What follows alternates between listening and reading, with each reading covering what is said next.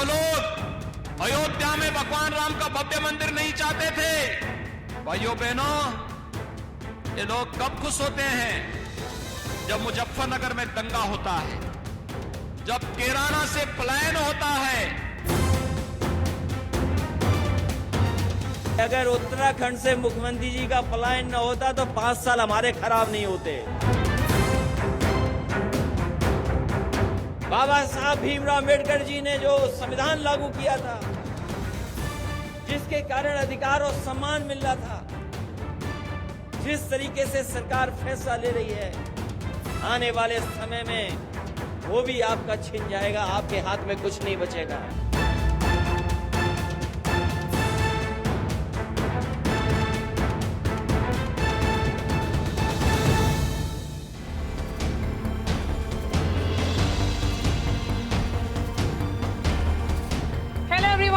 Watching News Epicenter with me, Maria Shakil. The battle for Uttar Pradesh is raging and the face-off is escalating between the BJP and the Samajwadi Party.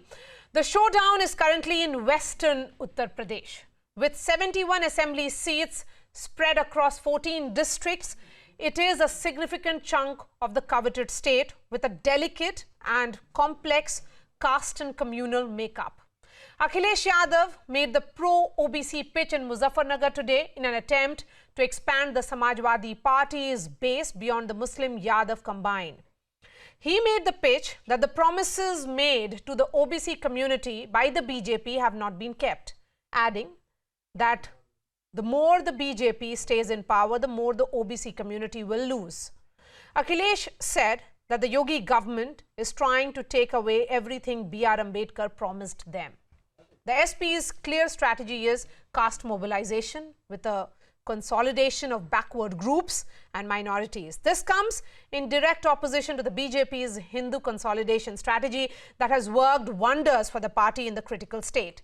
Earlier this week, it was Yogi Adityanath who visited Kairana, which became a political hotbed before the 2017 Uttar Pradesh elections, with the BJP alleging that Hindus were being driven out under the watch of the Samajwadi Party. Yogi Adityanath, in fact, met a group of people who had left Kairana in 2016 and later returned. He said that those who suffered exploitation in the region during the SP government will be compensated. Yogi Adityanath then trained his guns directly at Akhilesh Yadav, saying those pushing vote bank politics kept supporting the rioters in Muzaffarnagar. From the BJP camp, the play of the Muzaffarnagar and Kairana cards show Yogi's attempt at majority polarization.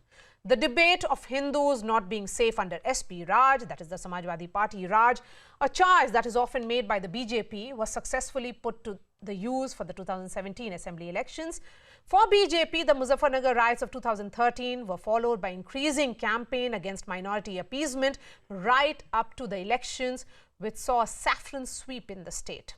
Now, ahead of 2022 polls, the BJP desperately wants to remind the voters of what it calls an era of Muslim domination and Hindu subjugation.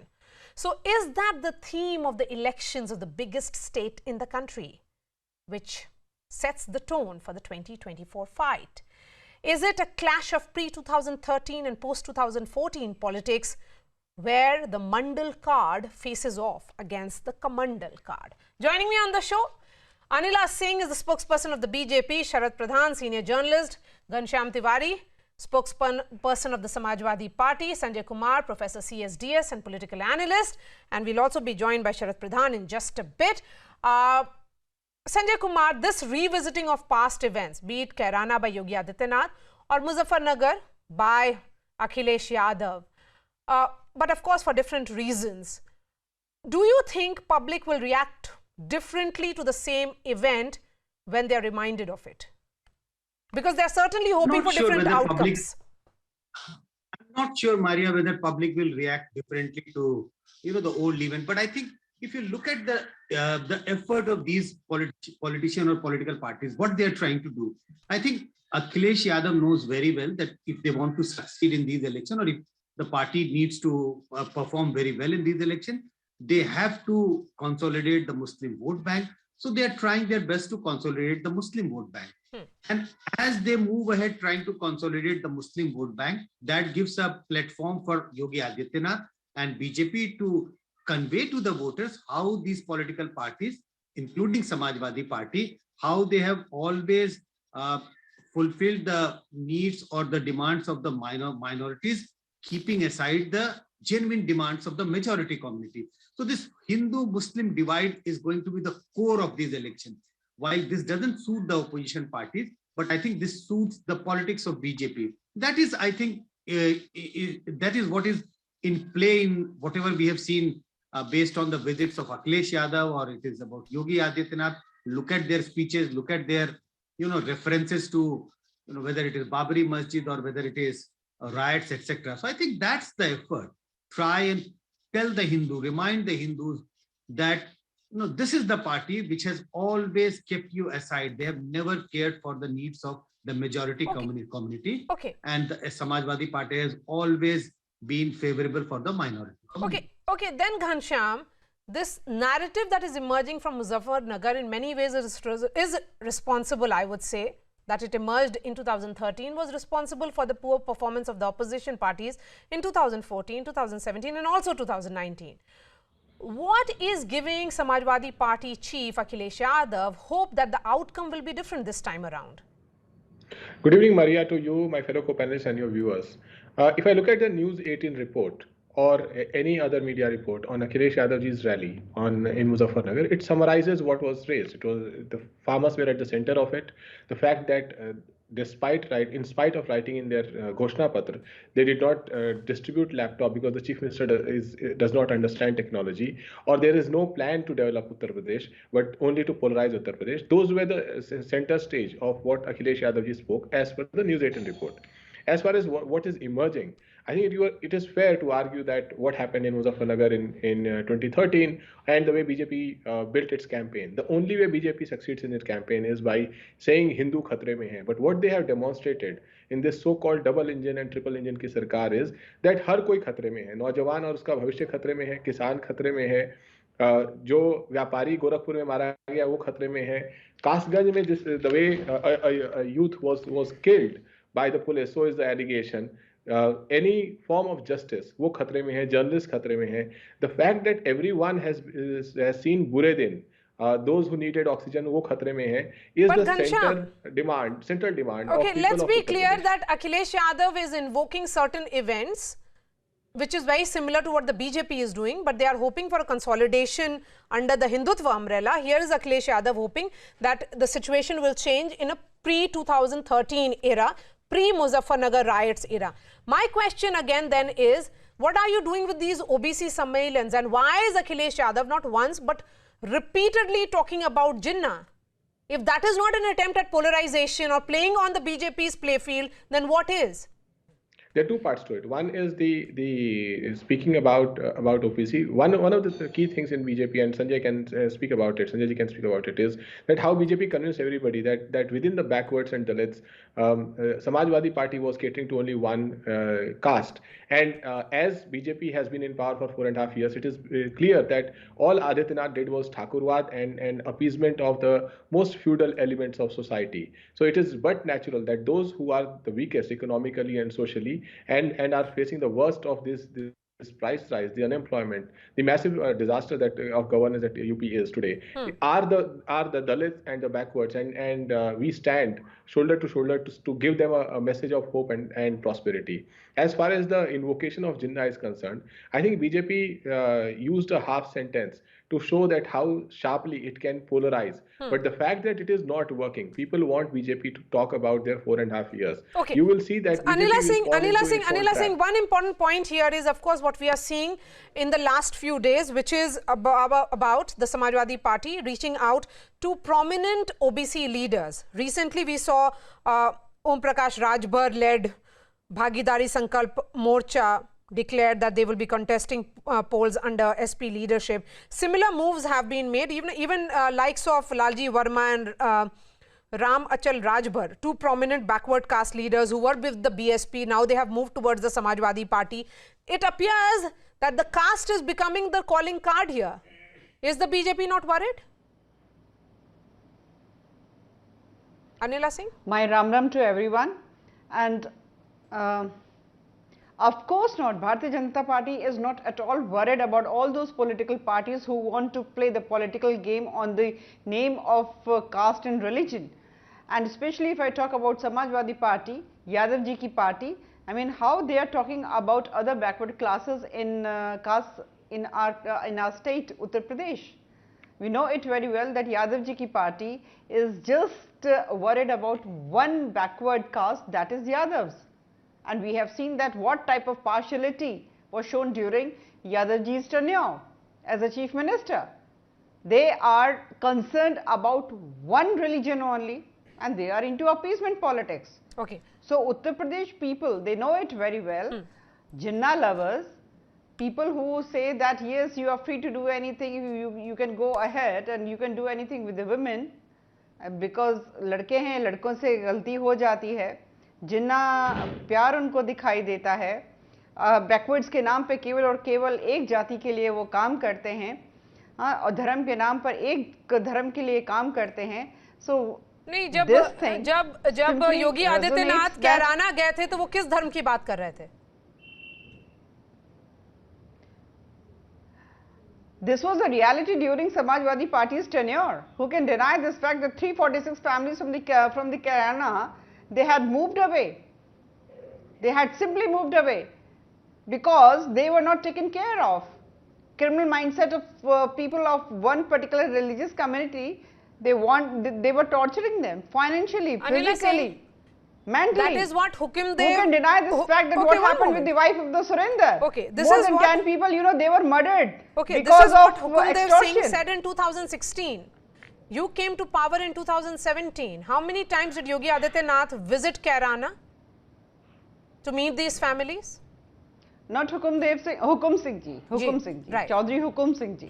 Go ahead. We know it very well. Who can forget all those scenes when Chaudhry Hukum Singh ji, when he was trying to raise his voice that what is happening in Kairana, he was beaten by lathis and dandas.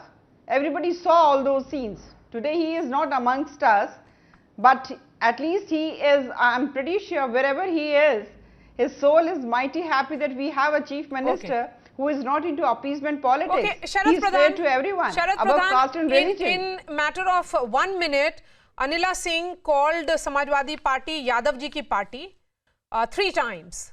That's a narrative that the BJP has been building and they will continue to emphasize on that if anything, Samajwadi Party like the RJD in Bihar is about Muslim Yadav, that as far as other OBCs are concerned, they are ignored, overlooked by these political parties. My question is then what kind of messaging will people be able to really receive when Akhilesh Yadav tries to reach out to these strong OBC leaders other than the Yadavs? No, that is a question. If you are ready to believe that the BJP narrative is firmly blindly believed by people, which obviously is not the case. So people can see through it. People can see through their games also. People have not forgotten. Anila Singh may have forgotten. It's very convenient for her to forget that Hukum Singh, who made this accusation of Muslims forcing Hindus to run away from Kairana, had himself backtracked. She should read before coming to a TV show like this that Mr. Hukum Singh had himself backtracked and regretted. He had said that my information was wrong. Now I have confirmed it is not a Hindu-Muslim issue. It is an issue of some gundas and most of the families, he admitted, had moved out of Kairana for economic upliftment or for education of their children.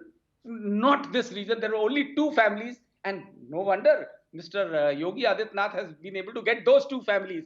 But as you rightly asked and Anila Singh refused to answer that, is why did it take Mr. Yogi 4.5 years to think about those poor people? Only when elections come, then they are reminded of my dear Hindus. So it's a shame. It's a shame that they are doing this. Okay. And Akhilesh Yadav also, it's a matter of shame that he talks about Jinnah. If he thinks that he's invoking Jinnah is going to get them votes, he is absolutely naive. Because Jinnah will not get them. And it's a fact that Om Prakash Rajbhar has compounded the injury. He's added insult to injury by saying that he would have been, there would have been no partition. Yes. The man Had he been, So, both are committing. But let me tell you, the those people who are in power, they are bombarding with people with lies. That is the whole trouble. Okay, so here is okay. Anila Singh, respond to this. That Hukum Singh himself regretted having said that. Then why is BJP continuing to build that exodus narrative? It is not about. It is not all about Mr. Hukum Singh. For once, he might have said this thing, but like even I come from Western Uttar Pradesh, and I know what was the scenario before we came into power. We have seen that what type of behavior was of police administration with the Hindus living in this area, especially if I talk about what instructions were there by their Akas, how Azam Khan used to behave. How we can forget that what happened in 2013? Who can forget that 62 people, they lost their lives? Nobody. And why? And how, like Hindus, they were, I mean, Azam Khan told that in this inquiry, people from one particular religion should not be targeted. Okay. Nobody can forget this. This had been the reality. Okay. And the reality of our tenure is no communal riot. I'll go back to Sanjay Kumar. Let me just point out one thing, Maria. Yes. Well, let me point out to Mrs. Anila Singh that she is trying to again overlook facts, hard facts. The casualties were more of Muslims in Muzaffarnagar, and not 62, 67 people were killed, and thousands, about 50,000 people had to migrate. They were all Muslims. Okay. Ghanshyam Tiwari. I'm saying, Mr. Pradhan, why should we forget all those deaths? Why are you reminding the people of UP about the caste play, or even saying that OBCs have been ignored or overlooked by the BJP when you have been saying that you have enough and more issues to target the Yogi government? What is the reason that these places which have been associated with certain chapters in history being visited by your party chief? Well, three things stand out. One is that what Sharad Pradhan ji has said, and I think there's a fair amount of debate and criticism. We take that criticism on the chin about the Jinnah statement. As far as the Uttar Pradesh issues is concerned, the issue is absolutely clear. BJP is wrestling with past. That's the only thing that they can offer to people of India. They don't have a future or present to offer. They will wrestle with past of Godse. They'll wrestle with past of 1990 to 2013. They cannot even articulate their own Sankalp Patra on any debate. While we have to speak about the present and future, and the only aspect of past that is foundational to our campaign is the work that we did, that BJP continues to re-inaugurate. And if people want to vote for a better present and better future, they see Akhilesh Yadav ji as a leader. If people want to stay buried in the past, the Shamshan Kabristan politics, then they can look at Anila Singh's argument and they proceed with voting for BJP. Okay, Sanjay Kumar, OBCs Can I come in for 5 seconds? Okay, please go ahead for 5 seconds. I just have to remind Mr. Tiwari. Mr. Tiwari, you are saying that we are into just Hindu-Muslim politics. But let me tell you here, our Chief Minister, Yogi Adityanath ji, he started one district, one product. And because of that, you know, we know it very well that Kannauj has the product of Itr. जो आप लोग बांटते हुए घूम रहे हैं ना, उसके प्रोडक्शन को कैसे बढ़ाया गया है, that is all because of Yogi Adityanath ji. Okay. जो आप लोगों ने समाजवादी इत्र का शुरुआत किया है. So you should know your facts. Okay. We have been working on all the verticals of human development Sanjay Kumar, index. The OBCs are estimated to constitute more than 40% in the state, and the Yadavs are around 8% in that. We have often seen that the BJP has built this narrative, and successfully, about haves and have-nots within the OBCs. This is something that led to their consolidation in multiple elections recently. And even in the recent cabinet reshuffle, the emphasis has been about the OBC representation. With that kind of reach out that is happening and has happened recently, do you think this counter move by Akhilesh Yadav of Rajbhars and others, how will it be balancing out? Certainly what you have mentioned, Maria, if we look at how BJP has developed its vote bank, this is trying to target the non-dominant OBC communities, both in UP and Bihar, and they've been very, very successful since 2014. So I think the opposition parties have realized that they're losing out on the non-dominant OBC votes, because besides the community which is the core supporters of that party, and I would mention the Yadavs of UP and the Yadavs of Bihar for RJD and for Samajwadi Party. So elections after election, they have realized that they're losing out on the non-dominant OBC vote, and they've all shifted in a big way towards BJP. So I think parties are trying to reach out to these leaders of smaller parties who represent the non-dominant OBC caste. So I think there would be some movement, not only because regional Samajwadi Party, or this is what Tejasvi Yadav tried to do during the Bihar Assembly election, not only because of the alliances which have been built, but I think there is some dissatisfaction with the Yogi Adityanath government, and this dissatisfaction runs through different caste community. We can talk about the Dalits, the OBCs, even the Brahmins. There's a lot of talk about Brahmins also being slightly unhappy with the way Yogi Adityanath government has functioned. So I think this strategy is going to work. There we would see some movement of non-dominant OBC away from BJP, and if they move away from BJP, the biggest beneficiary is going to be Samajwadi Party, because Samajwadi Party is seen as the party which is in close contest with BJP. It's not the BSP, it's not the Congress which is challenging the BJP. So I do expect some movement of non-OBC back to Samajwadi Party in 2022 assembly election. But what will be the reason then? If there is a degree of disenchantment, then what could be the reason for that? The disenchantment is very clear because of the non-performance. There could be several factors included in that. It would be very difficult to say just one factor, but I would say COVID is not the only reason. COVID is a past, or the difficulties people faced during COVID round 2. But this is about general disenchantment.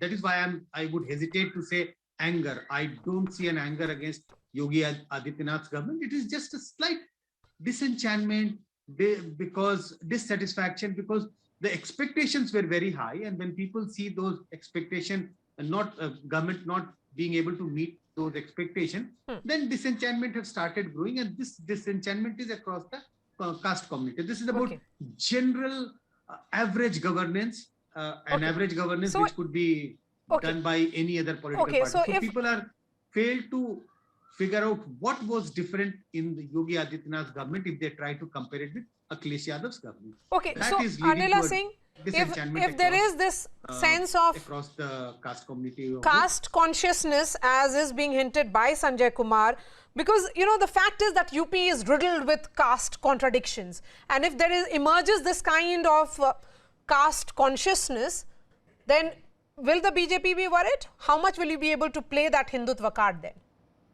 particularly in Western UP?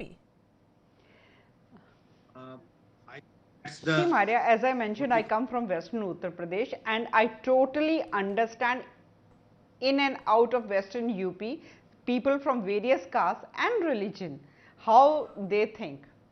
And if you talk about Bharatiya Janata Party's approach towards people living in Uttar Pradesh, say Western Uttar Pradesh or Central or Eastern, like we have been working on all the verticals, and we have been trying to fulfill the needs and requirements of the people living in the particular area, whether we talk about Western Uttar Pradesh or Awadh area, Purvanchal or Bundelkhand. So government had been working according to the requirements of the needs of the people living in that area. And if you talk about the caste consciousness and whether your Hindutva card is going to be played or not, so let me tell you here in very, very clear words, like at least a Bharatiya Janata Party worker, I know one thing, that we have never ever shied saying this, yes, मैं गर्व से कहती हूँ कि मैं हिंदू हूँ. हिंदू एक पद्धति है. It's a way of living, an enlightened way of living. Are you a Sanatani, proud Sanatani? Yes, I am a proud Sanatani. And my religion tells me, Sarv Dharm Sambhav. All right. Vasudhaiva Kutumbakam. All right, Anila Singh, I have really come to the end of this discussion. Thank you so much for joining us, Sanjay Kumar, Sharad Pradhan and Ghanshyam Tiwari. A piece of breaking news coming in now. Congress leader Ghulam Nabi Azad has disagreed with his colleague Salman Khurshid, who compared political Hindutva to the ideologies of ISIS and Boko Haram, calling it factually wrong and an exaggeration. Pallavi Ghosh is joining me on the phone line. Pallavi, where exactly has Mr. Azad said so? He's issued a statement, and in the statement which we have access to, he clearly says and this is very interesting, that we may not agree with Hindutva as a political ideology distinct from the composite culture of Hinduism, but comparing Hindutva with ISIS and jihadist Islam is factually wrong and an exaggeration. See, Maria, he has been UP in charge at one point of time. He also understands that in a state like UP, caste religion becomes a very potent factor. He also understands that how Salman Khurshid's comments can actually boomerang on the Congress party. A fellow colleague of him is disagreeing. This becomes a very big thing within the Congress party. And I think he's essentially reflecting what the Congress party is not saying officially, that Khurshid's comment is something which was unavoidable. Perhaps the book release could have been deferred and waited for the UP elections to be over.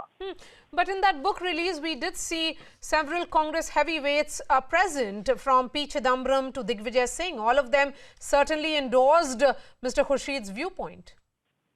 I think they endorsed the book in the sense that they were more focusing also on the entire Babri Masjid verdict and the Ayodhya verdict, because that was the focus of Chidambaram's speech. That doesn't stop the party per se disagreeing with what Salman Khurshid has written. Congress did not say much officially, but what they did tell us is that his point of view is not necessarily the official point of view. I think Azad was in a sense nudged to make this kind of a statement, carefully chosen that it was Ghulam Nabi Azad who decided to make this statement, and he was obviously speaking on behalf of the Congress party in the sense that he was reflecting what the Congress was not able to say so openly, but it was clearly apprehensive about. All right, Pallavi, thank you so much for joining us.